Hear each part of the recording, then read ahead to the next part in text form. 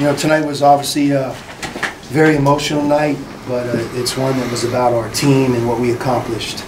And winning a Pac-12 regular season championship is a goal of ours.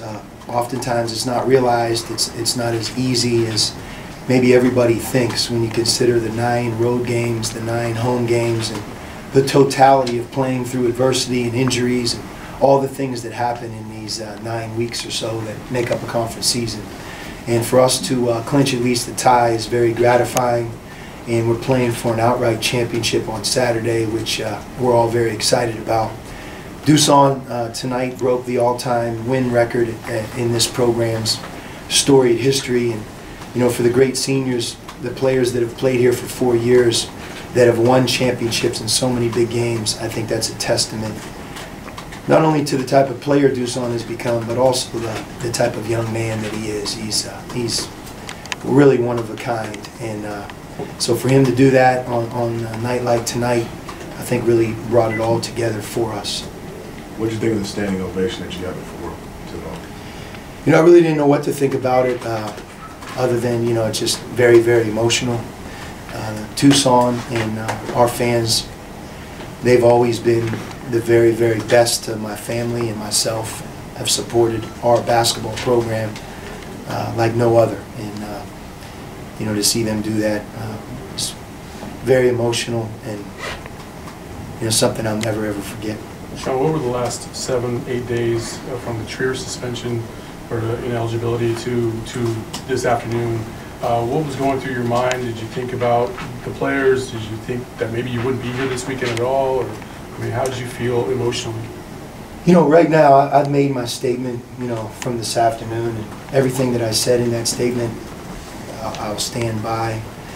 You know, right now for me, it's about focusing on the now, focusing on coaching our team, running this basketball program. I will answer your question from this perspective, that our team has certainly dealt with a lot of adversity, and with young people, you know, college sports sometimes you don't give it enough credit for preparing you for what's to come when you leave school for the rest of life. And we have a lot of players that have seen a lot, been through a lot, understand what criticism feels like, understands when maybe things just aren't going well, and you learn how to fight through those times. And I think everybody that's on this year's team will really benefit a lot from that, and my hope is that we benefit on the court as well as we come down the home stretch here in March. Sometimes those type of things galvanize a team. You think that has the potential to do that?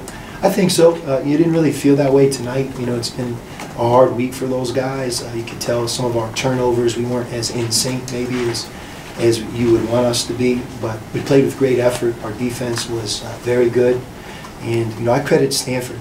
Both times that we played Stanford, during the game and after the game, you know, I really felt like, you know, they're a team that can be in the NCAA tournament. You know, they have such a unique mix of players, and Jared, I think, is one of the best coaches that we face. So we knew they were playing well, and they were playing for a lot. So I think the fact that we were able to defeat them in tonight's game is also, it's gratifying because we knew we beat a very good team that was playing well. Was there any hesitation on your part, or transition, being away from him for 5 days and having Lorenzo Romar coaching them? I mean, as far as things you were doing, just that difference? I mean, Doosan said it was pretty similar, but I didn't know from your perspective. No, when you're a coaching staff in college basketball, you're your own team, and you know, Lorenzo and Mark Phelps, Austin Carroll, all those guys did a great job in a very difficult time, but we're running our system. You know, it's every one of us have a different personality, but the way we practice, the things that we do are going to be similar, especially for a short period of time like that of 5 days, 6 days.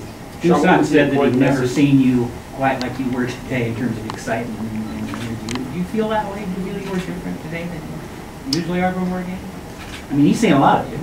Yeah, he might be being nice. I don't know if I was any more or less excited. You know, there's a lot of emotions going through. It certainly wasn't your normal day, but we got to the game, and I think, like I said, with the results of tonight's game, I think we feel very good about what we've done. You know, part of when you're coaching at Arizona and playing, you don't want to ride the coattails of past teams and past players, their accomplishments. You want to create your own legacy.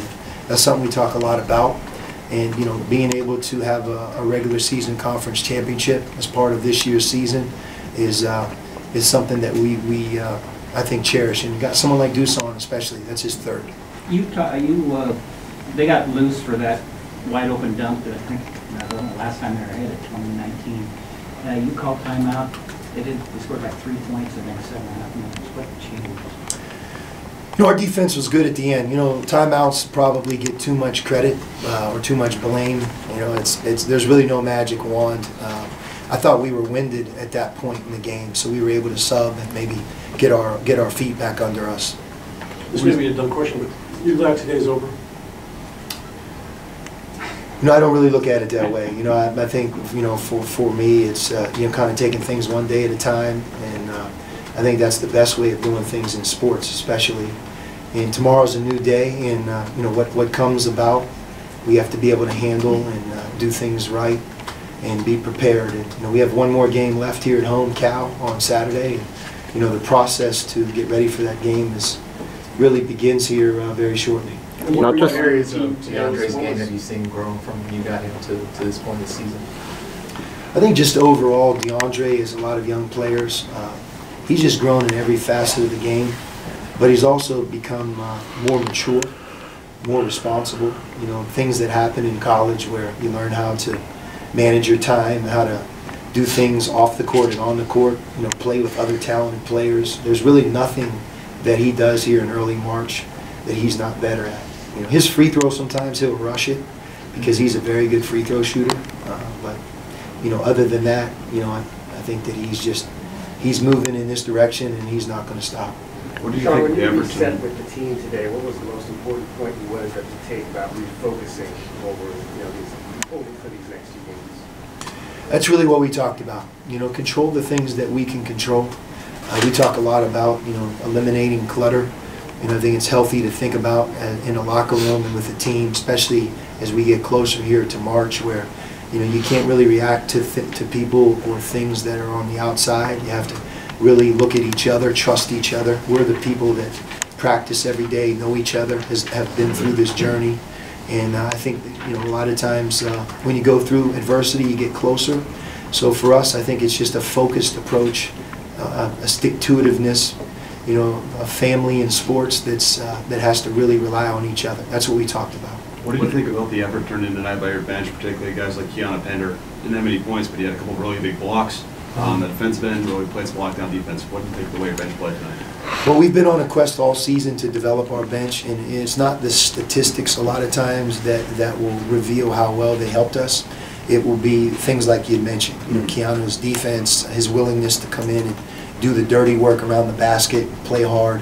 And we had a number of guys do that. Emmanuel Acott did a really good job. And, you know, we weren't able to get Brandon in the game, but I think Brandon will come back here on Saturday and will do that. But you get this late in the year, injuries, foul trouble, fatigue, you can't do it just with 4 or 5 players. And we've preached that all year, and that'll be a big part of our success moving forward. Were you confident Alonzo would get the appeal, especially after that second test where it was negative? Or were you, what did you think? You know, I'm not really in that realm. We had our fingers crossed and hoping that it would go that way. I think we're all really elated for him and for us that it did. Not just for you, but for DeAndre also. You hear these things and you can't respond to it at all. How difficult is it to kind of just have to sit back and listen to everything?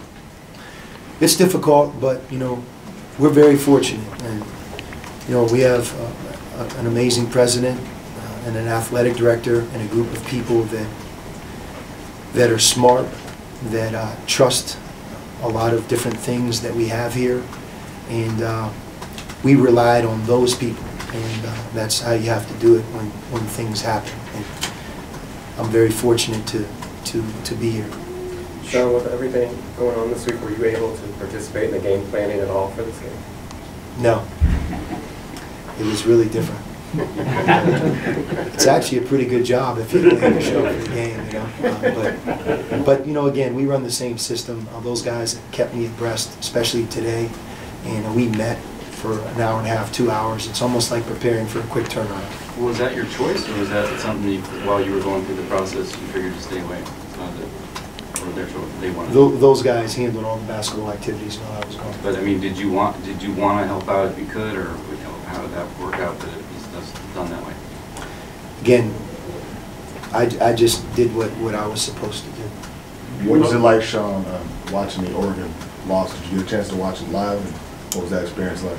It wasn't a good one, you know. I tried my best. I was hoping that we could pull it out, but I thought the guys did a really good job under those circumstances, and you know, played in a difficult arena against a very good team, tough circumstances. I was proud of them. Sean, given, presuming the surrealness of the last 6 days, did tonight represent a sense of normalcy, or is that not really, is it a new normal going forward for you and this team?